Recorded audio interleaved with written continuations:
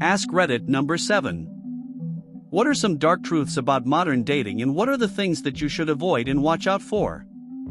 You can mistake a genuine connection with someone and really it was just someone with really good social skills. Comment, ugh, just had this happen.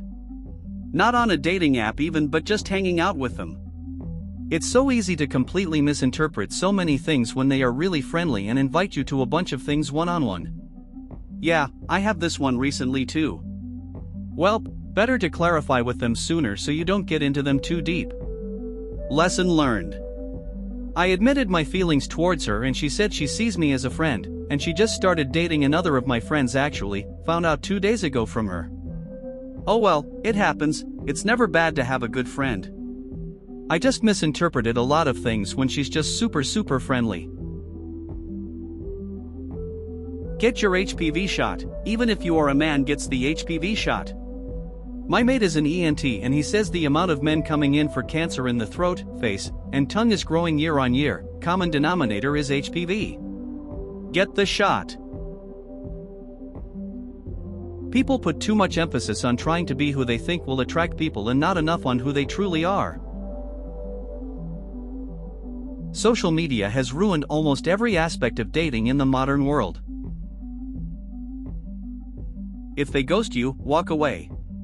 Be wary of them sliding back into your DMs in the future. Pay attention to inconsistent communication or things like "I lost my charger" / "my phone died," "I forgot to call / text, just been really busy," but it's all the time. Pay attention to breadcrumbing. Many people are emotionally unavailable and are pursuing stimulation and validation, not connection. Hookup culture can blur boundaries. Decide if you're cool with a situationship.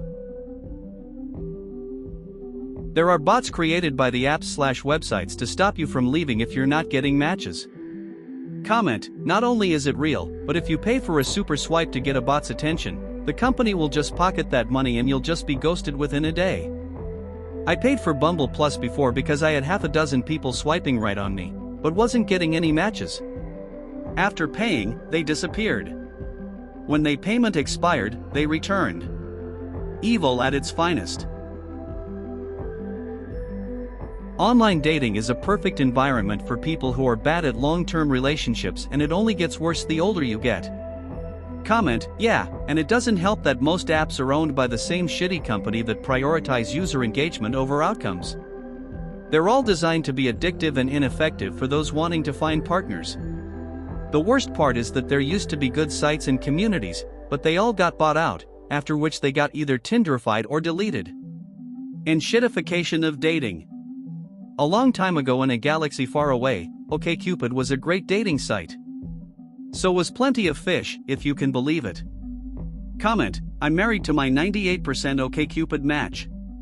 There was a golden period the 5 years preceding Match.com buying OkCupid that allowed this to happen.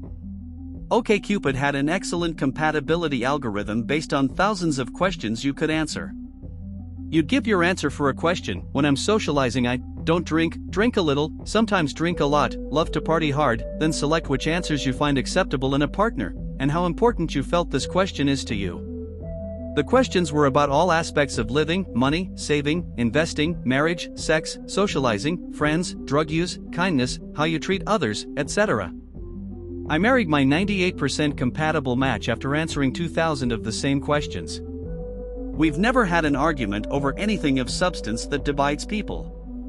It's so easy to love someone when those things never get in the way. Match.com bought it after we met and started changing things. It was a free dating site that allowed you to communicate with your matches. The paid features gave you the power to see more info. It didn't have fake profiles messaging you to entice you to pay to read the messages. Incidentally, being a paid member is how I learned that my 98% match was reading my profile multiple times a day. Without paying, you just saw that someone visited in the prior few days. Seeing her genuine interest in my profile, from paid feature seeing multiple visits, I chose to message her, and the rest is history.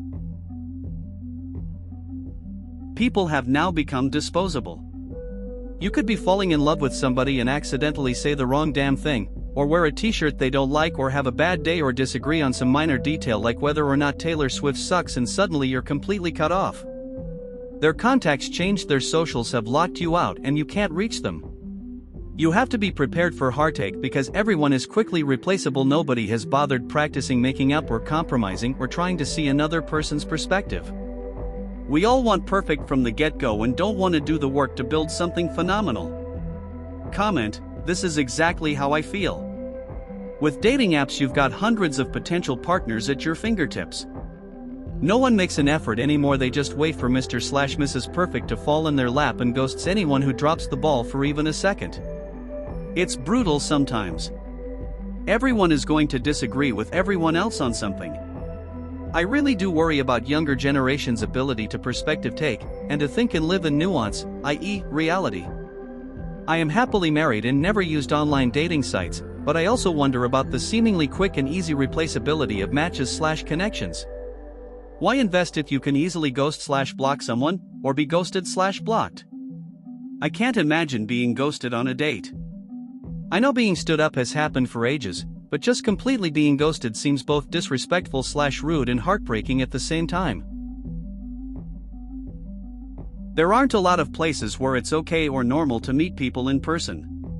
Dating apps led to an overwhelming amount of positive feedback, with at least the implication of consent that you can't always get easily before you approach people IRL. And as a result, people started going out less to find people, and more with prearranged plans with people they'd met. Add to this, people are now hyper-aware that it's dangerous to meet complete strangers, especially for women. Which isn't to say that all strange men or strange people are dangerous, but mass media makes it easy to hear the horror stories of people who met the worst examples, and with stakes that high, it's hard to feel trusting to anyone you don't know in some way. So even if you went out specifically to find someone, it's hard both to approach someone and to be open to someone approaching you, without being wary that they might have darker motives than a hookup or a relationship. If they never ask questions about you and only talk about themselves. If it feels more like an exit interview than a conversation. If they seem superficial, guess what? They are. If they laugh at everything you say and keep saying you're funny. 69M, I met my wife in a chat in '97, and have been off and on social media since it started. I read some of the stories of young men and women in their 20s, and it's hard to believe the shit some people expect others to put up with. Most of it is from what they see on social media.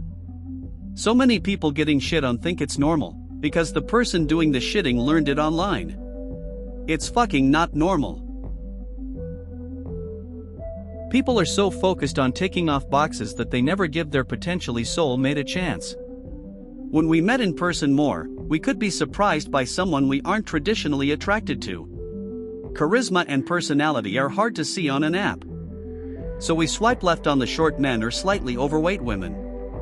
If we met them in person and experienced a person in their entirety before we decided we didn't like them, maybe we'd be surprised at who we actually like. You have to make sure before you invite them over that they aren't homeless.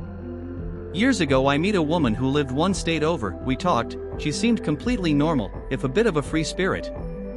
I had to go to her city for work, so we meet and had dinner. There seemed to be chemistry, so the next weekend I drove up to stay with her. Got to her house, in her room, she was renting a room from a friend or so she said, was completely empty except a big hiking style backpack, her laptop, and a bedroll. She said she had a bad back. We did all sorts of fun things around town, but in retrospect, they were all cheap or no-cost things that she was suggesting. She did get me into a low-budget zombie film her friend was shooting, and I got an IMDb credit for that. The next weekend she wanted to come stay with me, but she didn't have a car, so I rode up to pick her up, and she hops in my truck with her backpack and laptop and bedroll. I didn't think too much about it, but after the weekend was over, which was bananas weird, she said, "You're my boyfriend, I love you, and it's us against the world." I was like, whoa, slow down, and I realized she was not planning on going back. She did a 180 on me and I was the biggest asshole in the world. It was a tense 24 hours till I could get her friend to come pick her up. After she left, I did a quick inventory and she drank 6 bottles of liquor, stole all my family heirloom silver dollars and my 8x13 Pyrex baking dish. It's risky. You know almost nothing about the other person's past and they can paint any picture they want. It's easy to be normal for a few dates, but the crazy often comes out shortly after. People are promiscuous and not being cautious with their health and disease. People have learned to treat each other as disposable. Online dating is like dating in bulk. The other person, and probably you too, are talking to about 5+ other people at the same time. It is so easy to find the next better looking and more successful person. So much so that nobody gives a shit about the other person. Hence all the ghosting. The amount of rampant cheating, simply because of the availability to swipe as soon as they get bored or annoyed with something. Most folks would communicate in healthy ways, because the grass is always greener. And you would never know they are doing it until they drop the ball or break up with you randomly.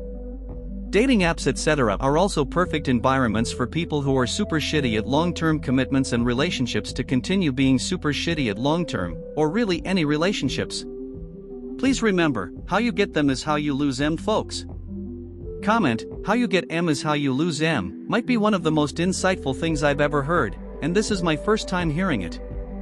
Whoa! That just applies super well to the respective initiations and terminations of so many of my relationships, it's difficult to count. It fits in well with my, rather jaded, observation that they weren't mine to begin with, and they certainly aren't mine now. Thank you for that. Unfortunately, you don't always know exactly how you get them, but that's how things go, I guess. That's it for today's video. If you enjoyed it, make sure to leave a like, subscribe, and comment down below what you thought about these stories. What would you do in their situation? Here are some other videos I highly recommend, and don't forget you'll find a wide variety of them on my channel. See you next time.